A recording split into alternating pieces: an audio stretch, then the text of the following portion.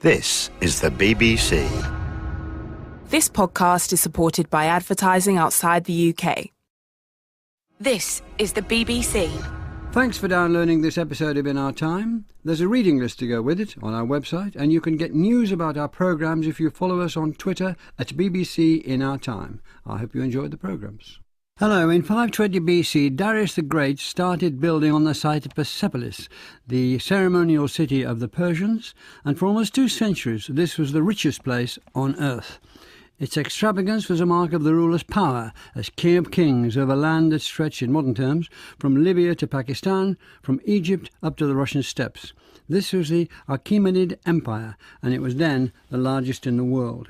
When in an act of revenge or vandalism, Alexander of Macedon sacked the city in 330 BC, it's said he removed 200 wagons of gold and silver, some of the tributes and taxes from across the empire. With me to discuss the rise and fall of Persepolis are Lloyd Llewellyn-Jones, Professor of Ancient History at Cardiff University, Besta Sahosh-Curtis, Curator of Middle Eastern Coins at the British Museum, and Lindsay Allen, lecturer in Greek and Near Eastern History at King's College, London. Lloyd Llewellyn-Jones. Darius the Great was head of what's known as the Achaemenid Empire. What were its origins? Oh, the Persians originate from... Persian is Iran, that we can use them interchangeably. So modern-day Iran is what we're thinking of. The Iranian plateau, the essential border still of Iran. But of course, as you said, the empire was so much bigger. The original Persians came in nomadic formation. They were nomadic tribes from the steppes of Eurasia in the 2nd millennium BC. They went into different parts of Iran, taking on different traditions. So in the north of Iran, there were the Medes. People have probably heard of those. And in the southwest of Iran, this is where our Persians settle. They're Indo-European speakers, so the languages are not Semitic at all. So they're very different kind of people from the area of Mesopotamia, for instance. So they settled down in these areas, and in these tribal confederacies over the centuries they gained more and more power, also interacted more and more with the peoples of Mesopotamia, and in particular the Elamites, a very strong and powerful, sophisticated civilization in south-east of Mesopotamia. And from there, really, what we hear from Greek historians like Herodotus is that an individual, Cyrus, who we call Cyrus the Great, unified some of these southern Iranian Persian tribes, marched north, conquered the tribes of the Medes, and from there took over Median lands, which stretched actually well into northern Mesopotamia and into what we now would see as eastern Turkey as well. And from there, this small tribal confederacy, within a generation and a half, had conquered much of the ancient world. How long did it take? They came in as nomads, you say. How long did it take for them to become non-nomads? They never stopped. And what form did the non-nomads take? They never stopped being nomads. So they moved around they didn't have cities then? They had ceremonial sites like Persepolis, but they also have cities such as the old site of Babylon, the old Elamite site of Susa, the old Median site of Hamadan, Ecbatana. And what they did was, the king and his court, travelled constantly between these regional centres. So they've never, ever given up nomadism, essentially. So this is a peripatetic people. So when they build in stone at places like Pasargad and Persepolis for the first time, they really are taking on the influences of the civilizations that they've conquered. There was no real deep legacy of stone building in Iran before this period, little in the north in the Median period, but very little else. And some people have said, in fact, that the palaces that we'll be talking about today, Persepolis in particular, in a way is a kind of a tent in stone. So the nomadic essence of the Persians never left them. So they like the courts in medieval England. They toured around city after city, place after place, constantly. Yeah. What did this give them? What strengths did this give them? Well, there's strength in being seen, of course, showing yourself around the empire, but there's also practicalities too. I mean, a court of thousands and thousands of people can easily eat its way like locusts through the surrounding countryside, and so they need to move. They need to move regionally to follow the weather, to follow the crops, but to follow war, but in particular to follow ritual as well. So cultic belief and so forth is very important to be in certain places at certain times. Did they gather enough people, enough men-at-arms to be formidable in the face of any of the people they took on, any of the other states? Yes, absolutely. I mean, the Persian army was diverse, made up of crack forces at the centre, but also mercenary soldiers as well.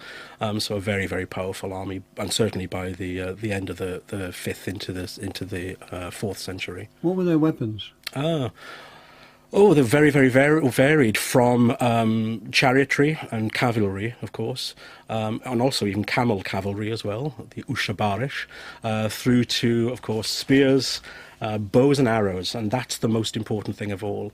On an inscription on his tomb, Darius the Great says, "As a spearman, I am a great spearman. As a bowman, I am a great bowman. As a horseman, I am a great horseman." And horseback, and therefore linking to the nomadic origins of these things, horseback riding was, by default, the essence of Persian identity. Thank you. Vesta Sargosh-Curtis, how did Darius the Great stand out as a leader? What distinguished him? He was certainly the organizer. Cyrus the Great founded the empire by amalgamating the tribes of the Medes and the Persians. And just to get back to what Lloyd said, the Medes, of course, are identified by many people as the Kurds, modern Kurds. So he amalgamated these two main tribes. Cyrus the Great founded the empire, conquered Lydia, conquered Babylon. But it was really Darius who organized the empire. He introduced roads, he introduced a postal system, he created the royal road that led from Susa in western Iran to Sardis in modern-day Turkey, Western Turkey. He also divided the country into provinces or satrapies, and he introduced taxes. He was certainly the king who consolidated the empire, and he made Persia, or the Achaemenid Empire, as we know it today. Were these battles easily won? Well, they certainly, these places put up opposition. I mean, we know that, for example, under Cyrus, Lydia's king Croesus fought against Cyrus, but he was eventually conquered. Babylon was conquered in 538 BC. I think the Persians took over these areas, these regions, put in place people who were related to them as governors or satraps. And as long as these regions paid allegiance to the King of Kings, they were left in peace. Can we sort of start at the end here? It was sacked, it was destroyed. What's it like now to visit? What sort of place will we see? We have some photos from the internet on the thing, but obviously we're on radio. So what's it like? I think I haven't taken anybody there who hasn't been impressed. It's sheer magic. Simply because you drive to Persepolis from Shiraz in southern Iran. It's about 100 kilometers northeast of Shiraz. And you turn off the main road and you come to an avenue which is aligned by cypress trees. And you sort of see in the distance a terrace with very tall columns, and you get a notion of what is awaiting you. And as you come closer, you see this magnificent large terrace with ruins, with buildings, with very high columns. Some are 20 meters high. And what is so beautiful about these columns is that most of them, or some of them, have the column capitals still on top. And they consist of birds, lions, bulls. So you sort of set into a different world. It truly is magic. And every corner of the site has a different view. You look northwards, you see the big mountain, the mountain of Mithra. You turn left, you see the Gate of All Nations. You turn right, you see the audience palace of Darius. So it's just magnificent, I would say. I think I haven't seen a single person who hasn't been impressed. Well, thank you for that. Lindsay Allen, Why, we've been given a good clue to it from that description of it, but what was particular about that location and for what purpose was it chosen? Well, it's, as Vesta has really well described, it's a very charismatic location. It's a place you reach at the edge of a very large plain called Mavdasht, which is fertile and was already settled. So there was already a certain amount of agricultural production, a certain amount of development, and a population, a long-term population in this area. This was also close to, but not immediately on, the route that went down from the north to the south to the Persian Gulf. And the valley of the river there, the Pulvar River Valley, leads down from an earlier capital built by Cyrus the Great at Pasargadae. So it's possible that this area was also in the process of being developed quite early in the Persian Empire's sort of, let's say, evolution into a world empire. But the creation of Persepolis itself seems to be a slightly later sort of fortification. So it's a strong position. It's an outcrop, a rocky outcrop on a mountainside, which has been created into a sort of charismatic, imposing, and sort of a between place. And even we can tell from the ruins, monumental and magnificent as you've been describing. Did it have any strategic significance? Well, it is on the it is well, let's say, watered. It is well supplied, and it is also strategically important for the route leading down from the Iranian plateau into Mesopotamia towards Susa. So if you wanted to go on routes either to the Persian Gulf or further west to Susa, Persepolis is effectively in that network. And texts that we have from the site do show that it is very well connected, right to the extremities of the empire, but also it's a centre for the region, which is really quite a large region, reaching almost halfway up the Zagros Mountains and all the way down to the Persian Gulf coast. And I like Lloyd's idea of these things being tents, really, stone tents. What precedents were there, if any, for such a merely ceremonial place to be built at such vast expense, size and so on? Well, the use of the term ceremonial for the site is really up for debate. I mean, it's slightly contested. Well, I found it in one of the notes. But so it definitely has been interpreted as maybe a ceremonial, a sort of ritual site. A lot of tombs there. There are, well, that's a question of how it may be changed over a couple of hundred years. So the tombs were initially constructed across the river valley in a different location, another incredibly charismatic and impressive site with cliffs overlooking the plain. And it's only in the 4th century, just before Alexander arrived, that there are tombs also cut into the mountainside above Persepolis. So it may have changed in function over its lifetime. And that's maybe a little bit difficult to discern because the architecture stayed quite similar throughout that period. It really tried to assert a sort of dynastic continuity. But why do you, cancel or put ceremonial on the back burner? Why did they build it there? What was the purpose of it then? I think, again, that's up for debate. It is definitely projecting a message of power. It is projecting a message of the bas-reliefs, the sculptures on the site project a message of populousness, and the inscriptions added to the site by Darius promote the strength of Persia, of the region, of the homeland, as a sort of imperial power. But moving on tiptoe here, it wasn't a fort, it wasn't a trade centre, and the king came every so often with thousands of courtiers and concubines and eunuchs and so on, and then he went to his next stone tent. So it wasn't ceremonial? I think you can call anything, because it was so terrific. I don't want to completely squash the word ceremonial. Oh, I'm so I think it's a large, impressive site, and anything involving the kingship has facets of magic that are being conjured up for those who are experiencing it, even if the king isn't there. So you might have visitors to the site year round who are encountering the charisma of the king in a site where the person is not. Lloyd. I guess, one of the things I really sympathise with Lindsay's reluctance sometimes to pronounce this is that, all right, we're ancient historians, but our discipline is changing all the time, and the site of Persepolis is changing all the time, as it was in antiquity. Persepolis was a building site right the way up until the moment Alexander destroyed it. Even Darius III, the last of the Achaemenid kings, was adding to it. Every Achaemenid wanted to put something there. And most remarkably, in the last 200 years. Yes, absolutely. This was a dynastic site. This was something for kingship. It was the ideology of kingship. Better than ceremonial. Come on, I'm teasing you. Let's keep going on.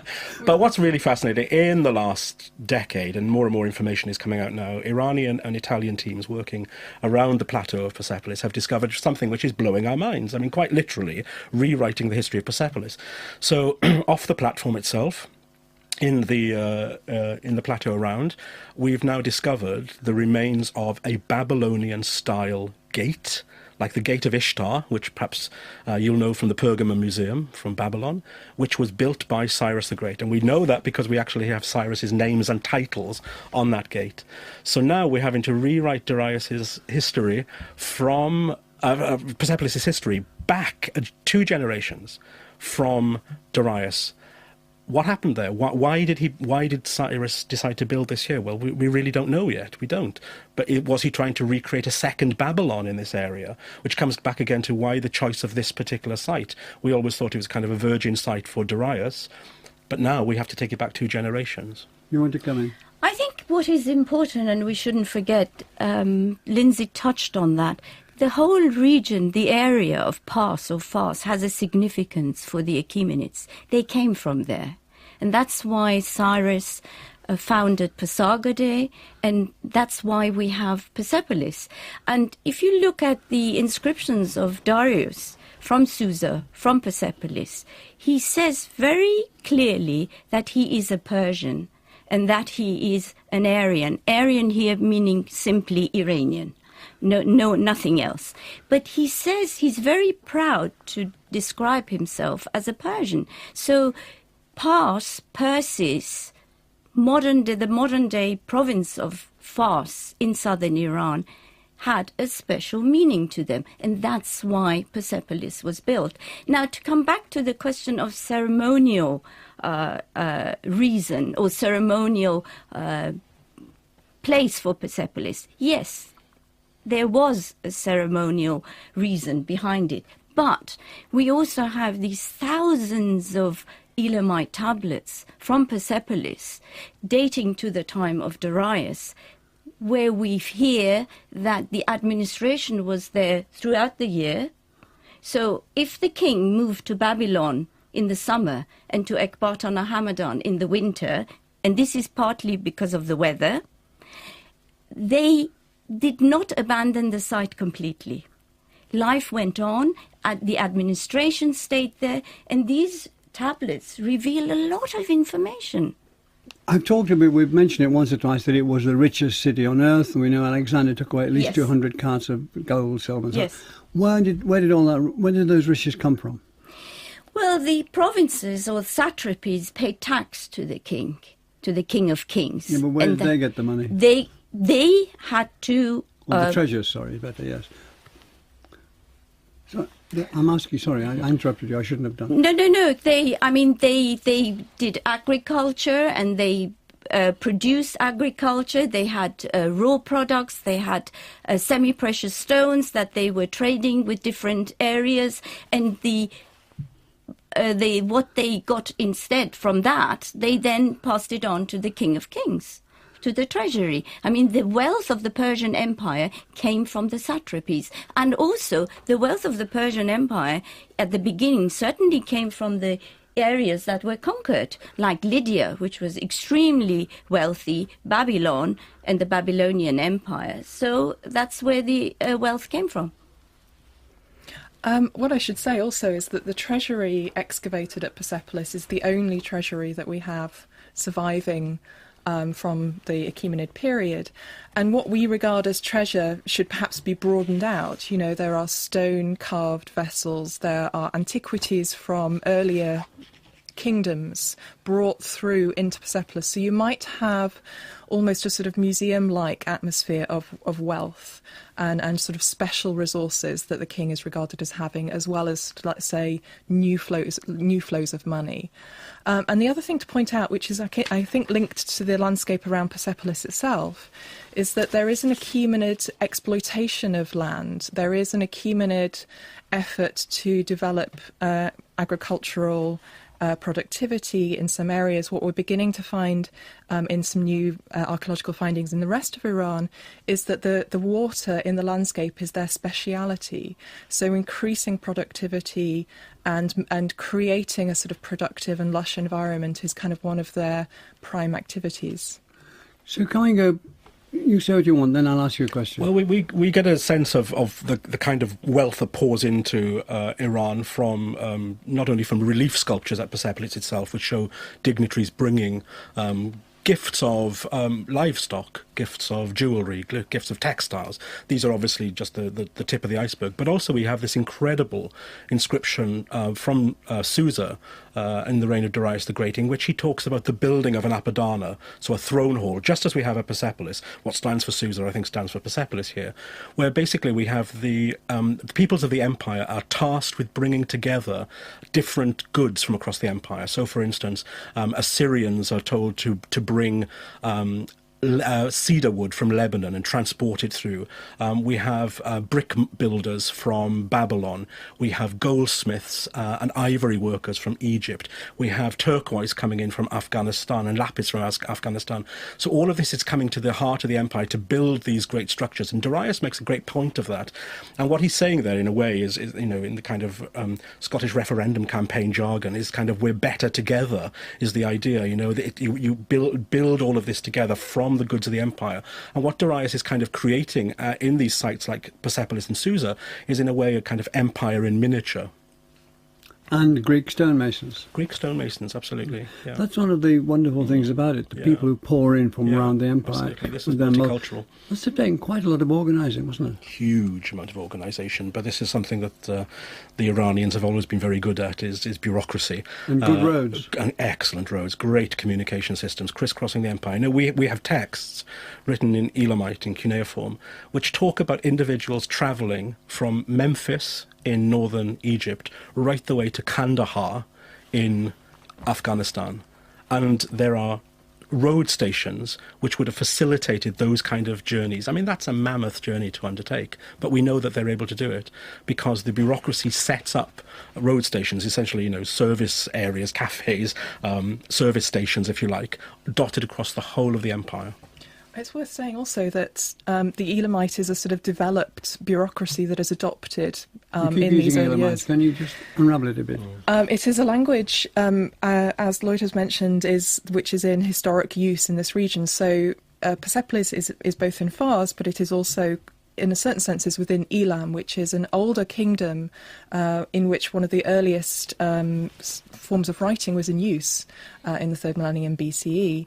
Elam became a kingdom which was very rich and powerful in the 2nd millennium BCE and came to blows with Assyria in the 1st millennium BCE. So this is a very long, settled and very powerful and kind of quite a lot of, let's say, self-awareness as a region.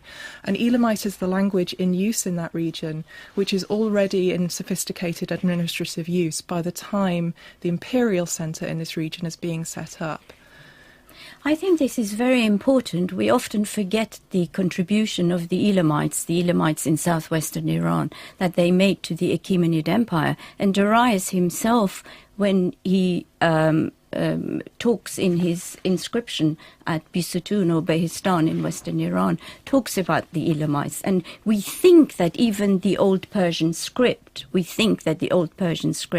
was actually created based on the Elamite script. So this was a very powerful kingdom, which was in a way on the same level as the kingdoms in Mesopotamia. Sorry, you were about... And also, strategically, they were placed in a very important place. And also, all the trade that went on from India, for example, the east, to Mesopotamia, had to come through Persia and the Elamite kingdom.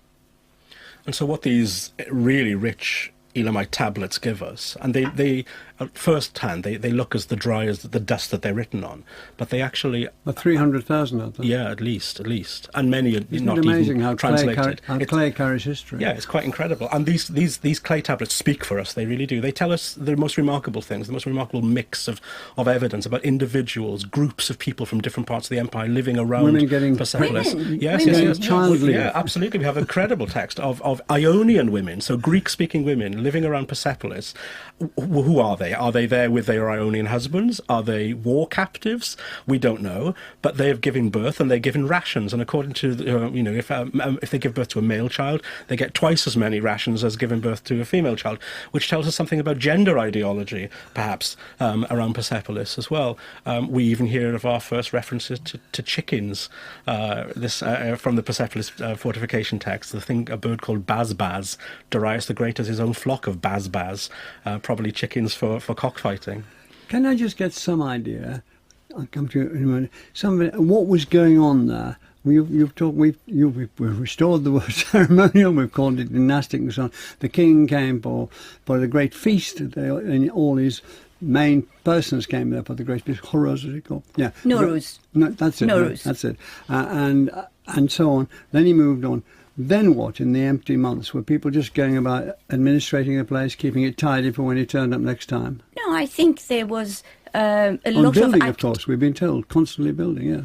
Building and also overseeing the activities that went on. I mean, it certainly was a ceremonial place, but within a larger administrative centre. So, I mean, it's not a surprise to find then sort of information about people travelling, people working. So there must have been a lot of activity going on, and it must have been a very important administrative centre in the heartland of the Persians. What evidence do we have from that time that it fulfilled its purpose in sort of giving a sense of awe and magnificence to the king, that people recognised it and said, this was the place, you must go to Persepolis. That is the centre of the biggest empire on earth and the biggest place on earth. What have we anything when anybody else is registering that? It only is known as Persepolis in texts dating after its destruction, but it was probably known by the term Persae, just the place of the Persians, before that point. So it's difficult to kind of register the specific impact of the place, because if you refer to Persae, you could mean the Persians the place or the Persians the people. In terms of its iconographic and structural impact, it did have quite a lot. You can go as far as the Caucasus in the north and as far as Sidon in the west and find column capitals that are borrowing from the motifs that are in Persepolis. So it's probable that the Achaemenid architectural monumental image travelled further in a way, the kind of impression of monumental and that was possibly through the movement of people, but also the movement of lots of objects. So the decorative world of the Achaemenid palaces goes to great monumental giant bulls and lions' heads, but it also goes right down into the miniature in a duplicate form. So if you think about it, the environment of the palace could travel in a very fluid way along with personnel. We've talked about it taking over Egypt. So what you're saying conjures up Egypt, but it also there's a little hint of the Acropolis, isn't there? Yeah, it's been a preoccupation of some, let's say, writing about Persepolis, that maybe the Parthenon, the development of the Acropolis and the Persepolis are in some kind of competitive relationship. It's true that Persepolis was being developed as a built-up Acropolis, let's say, a generation or two before the main building phase of 5th century Athens under Phidias and Pericles in Athens. However, the construction in Persepolis continued right through that period too. They are very distant to each other, and it's worth saying that there is... Very distant to each other? Yeah, they are. I mean, they are quite a long way apart. That's not many weeks on a camel's journey, is it really?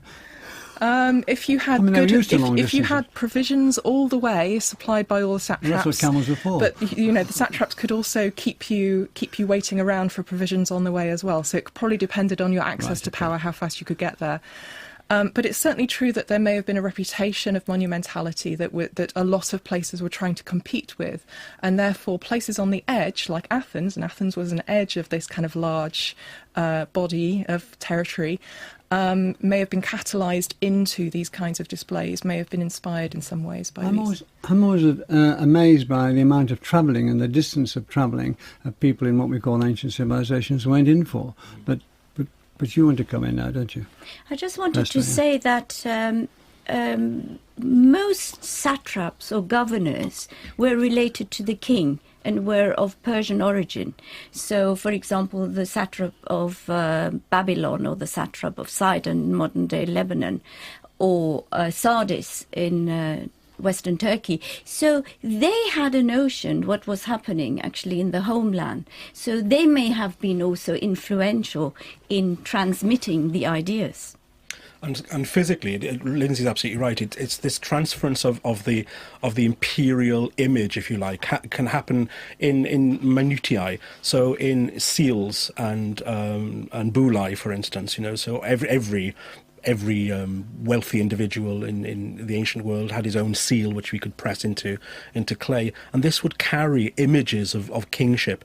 And in the kind of things that don't survive in the archaeology, unfortunately, not very often, is textiles, for instance, leather paintings, all of this kind of thing. All of these images of kingship, monumentality, were transferred across the empire, not in their huge form, but in these detailed states. Can I just rest on kingship for a moment? Because Lindsay mentioned early on about the tombs, both in this place and nearby, quite nearby, and tombs of kings, and became sacred places to visit. How important was that? Did you have to, if you were a great satrap and so on, did you have to go to Persepolis to be properly entombed, buried, and so taken notice of? No, not at all. I mean, so who are those tombs for? So these, the earliest one we have is from the reign of Darius the Great, and we have them then throughout the rest of the Achaemenid period. Our understanding of royal burial is probably one of the most shaky things we have in our discipline.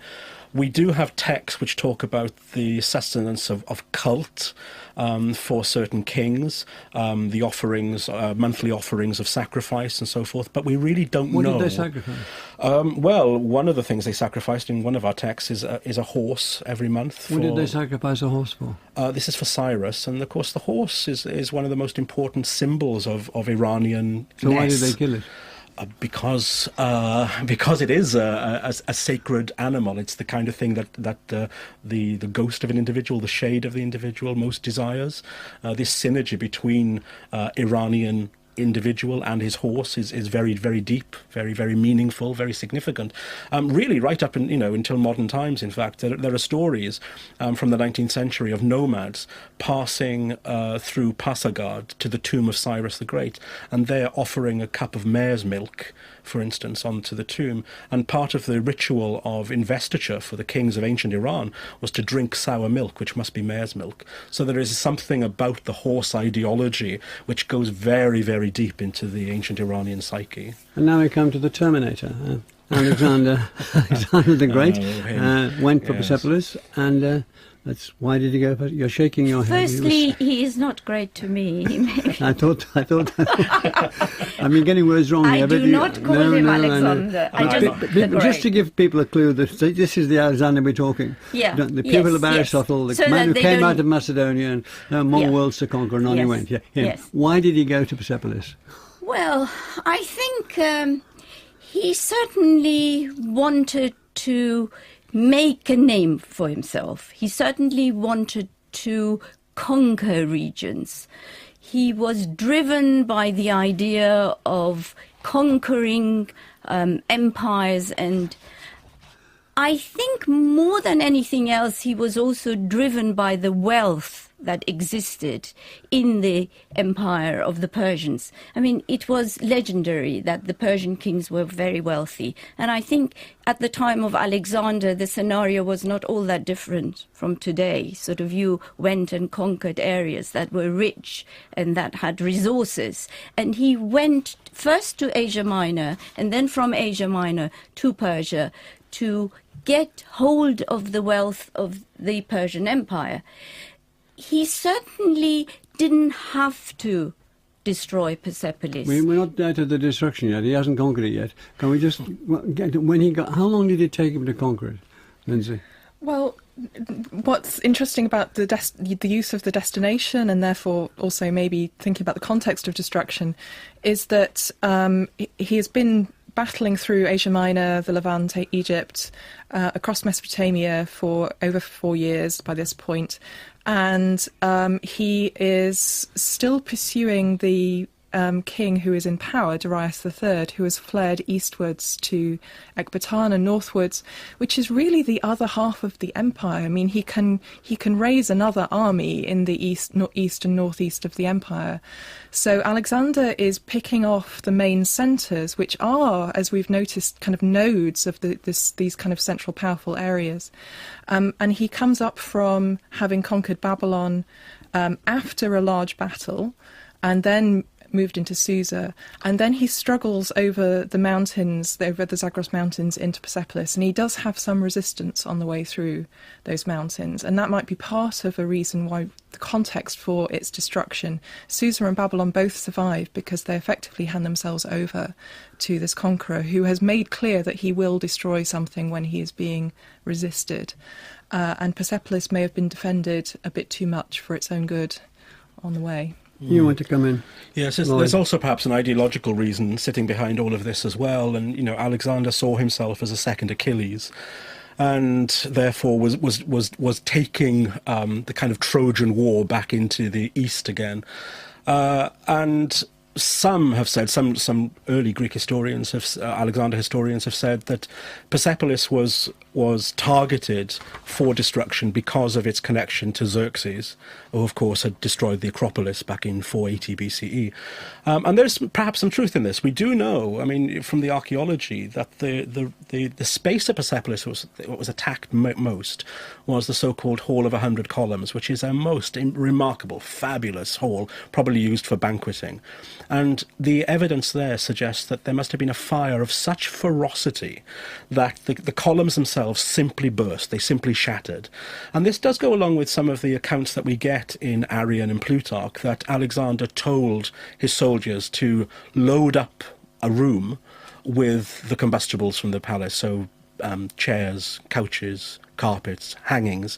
So perhaps there we have our text and our archaeology meeting together in a unusually unexpected way. I think one should also bear in mind that these texts are of a later period. So, although some of them use early sources, but most of them really write about Alexander and the destruction of Persepolis and the glories of Alexander at a much later time. So I think one should bear that in mind. Secondly, I think I like the idea. It may not be exactly correct, but I think I like the idea that by destroying Persepolis, Alexander certainly put an end to the Persian Empire and the Persianness. It was the heart of the Persian Empire. I think there's a sign of that as well. When Alexander returns to Fars, he finds a pretender in post who has appointed himself, and who, according to Arrian and Quintus Curtius Rufus, claims descent from legendary Persian kings. So it's quite possible that despite the care that he took to really tear apart this royal stage that is there, plus all the goods in it, and perhaps kind of grind away at some of the beautiful objects in the treasury, that didn't quite succeed, and there was still perhaps somebody trying to seize that power and make use of it when Alexander got back in the 320s. Can we lay to rest or not? A piece of mere gossip as quickly as we can. We read that he was getting drunk a lot at this time. Was this an act of drunken vandalism? This is one of these difficult texts to analyse that Vesta was just talking about. And in no way do I want to suggest that what the Greeks write is absolutely true every time. And in fact, we see a process going on in some of the later texts of exoneration of Alexander. He couldn't have possibly done this. He gets drunk, but what he says is, this is the burning down of Persepolis is hinted at to him by one of his concubines or courtesans, a woman called Thais, and then this. But he gets drunk. He gets drunk, and while he's vulnerable, she suggests, "Oh, wouldn't it be good to burn this down?"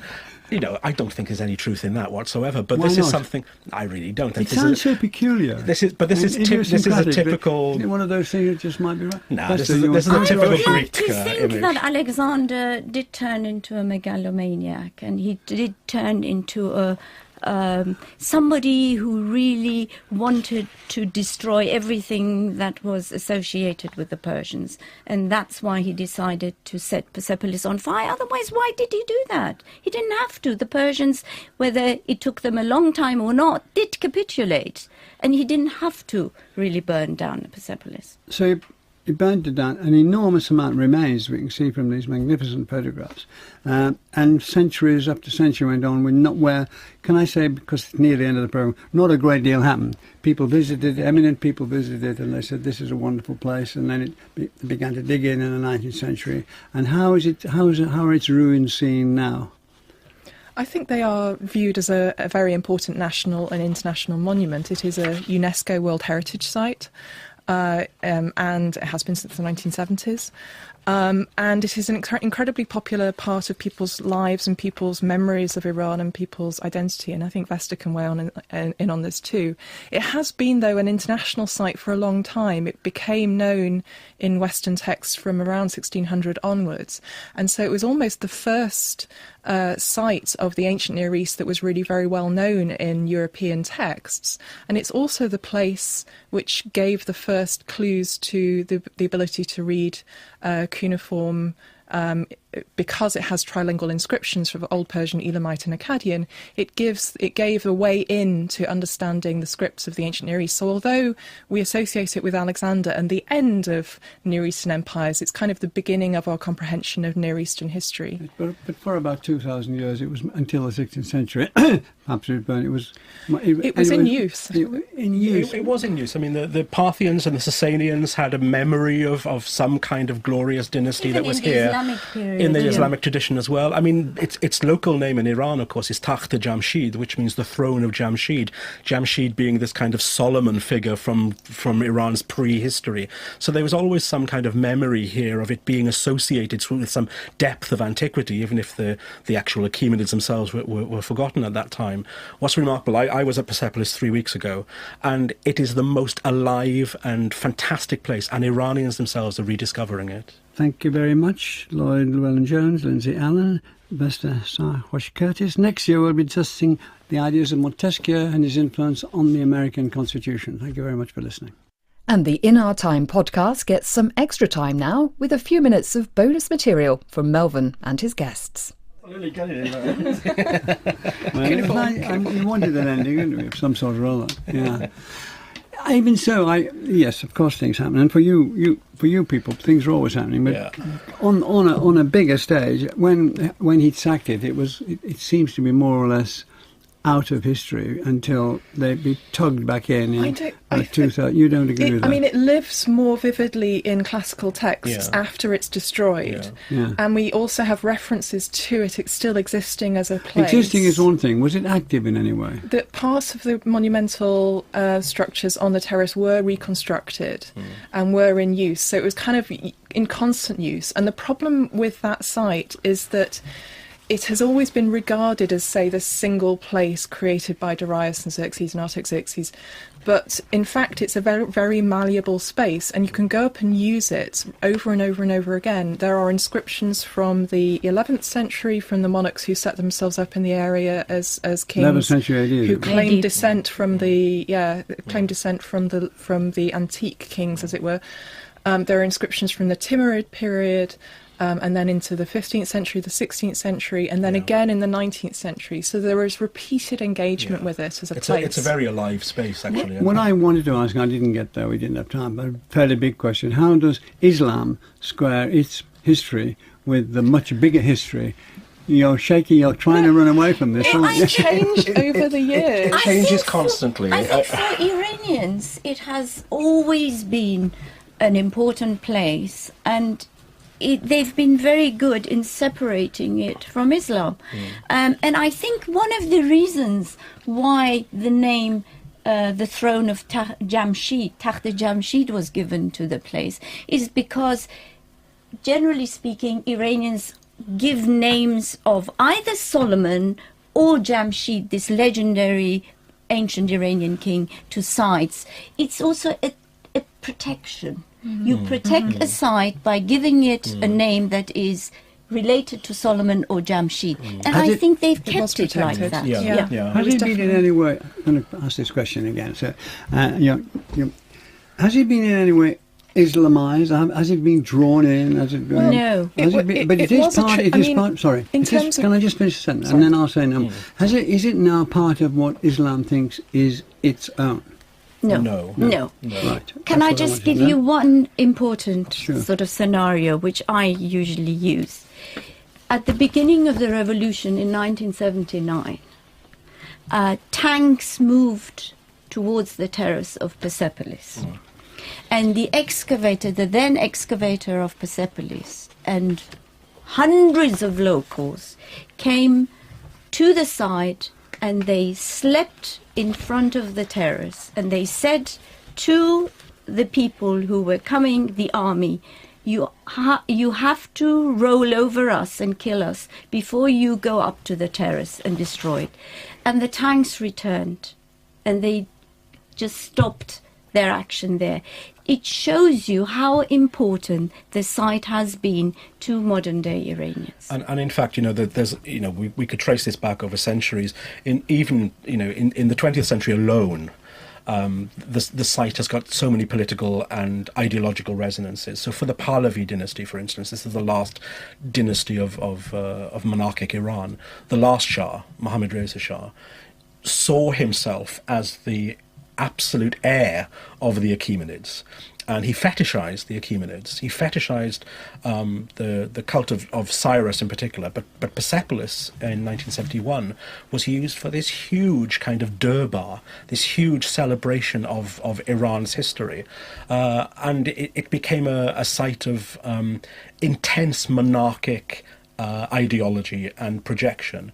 And maybe when the revolution came along, that was one of the reasons why there was this feeling of hostility on one level towards Persepolis, because it had been so tied up in the Shah's own ideology. So there's a constant shifting shifting story around Persepolis. But nevertheless, they really didn't succeed. Absolutely. Nobody could touch Persepolis. And this is remarkable, I think. Despite all the associations with the previous regime, Persepolis was not attacked and destroyed. Is it still being reconstructed? Yes, it still has a conservation team, and it's still being actively investigated. There are active excavations in the plain, and there are new conservation initiatives all the time. There's been a constant conservation team in place since the 1960s, and there's always been excavation of the site since the 1930s. So there's been a continuous study, a continuous inhabitation. It's been reoccupied in the 20th century effectively as a site. Does anybody live there anymore? It's a silly question, perhaps. Well, Herzfeld, the first excavator of the site, actually rebuilt a palace to live in. His lease was coming to an end in Tehran, and the first thing he did when he got a large amount of money to start excavating the site was to reconstruct a palace, which was to become the dig house and now the museum. So there is, in fact, a domestic house on the terrace, which was the dig house and is continually in use. And there is still a library there, a study library. There are places to meet. There is a garden that was developed by the second excavator's wife in the mid 1930s. So it's a place. It's a 20th century place as well as a ruin. Yeah. And a lot of the people who actually work on the excavations and have worked, their fathers and then the sons, they come from the plain of Persepolis. They are Persepolitans. One of them was born there. Is quite remarkable. It really is. It's quite extraordinary, actually. There's a young guy at the moment who's doing work on the water courses around Persepolis, and he was born and bred, in a stone's throw of the place. And there's something about it that draws these people back all the time. It's not wonderful. A dead place. It's very much alive. And to see it full of Iranian tourists now is quite remarkable. And what I really like is, the conservation is really thinking about the way in which tourists in their masses are now approaching this remarkable site as well. So there are proper walkways being set up. There are proper viewing areas being done as well. And in one respect, I think, it's sad that, we can't walk through everything like we used to back in the old days. But also I can see, the practicalities, of course, of that. So it's been very well maintained. And around the site as well, there are small hotels growing up and this kind of thing. I don't think there's any danger just yet of it being over-commercialised. But it is growing in popularity amongst foreign tourists, but most remarkably amongst Iranians themselves. And that's a great thing to see, I think. I was there a few years ago with my family, and it took us more than an hour, actually, to walk up the terrace, because there were, I would say, thousands of people walking along this very wide avenue. Yeah. And it was like going to a football stadium. Yeah. You just could not move. Yeah. And this was At at the time of especially, Nowruz, 21st of it's become March, a kind of the pilgrimage Iranian site, New really, Year. It is become, But I think I it see has it as a maybe been pilgrimage. I think it may have always been a pilgrimage site. I think you're right. And the crowds that do arrive are illustrative of what it's built to cope with as well. And that's exactly it, isn't it? Because it can cope. The scale is so vast, it can cope with those kind of numbers. And actually to see it in operation in that kind of way takes you back to what its original purpose. I certainly see it as a site of pilgrimage. Whenever I go to Iran, I just like to go and see the site and pay homage in a way to my ancestors. Yeah. It's something that you're very proud of as an Iranian, particularly at this time. It's a remarkable site. I mean, it does conjure up all of these emotions. It's overwhelming. Yes. Well, thank you all very much again. I think the producer's impatient to get in and make you an offer. Would you like tea or coffee? Oh, a cup of coffee would be lovely. Coffee, please. In Our Time with Melvyn Bragg is produced by Simon Tillotson. In June 2017, the fire at Grenfell Tower in West London killed 71 people. Now a public inquiry is underway to establish what happened and what caused it. Alongside the inquiry, a new podcast reporting every day the inquiry sits, explaining the evidence and demystifying the jargon so we can all better understand what this important inquiry is doing. That's the Grenfell Tower Inquiry podcast with me, Eddie Mair.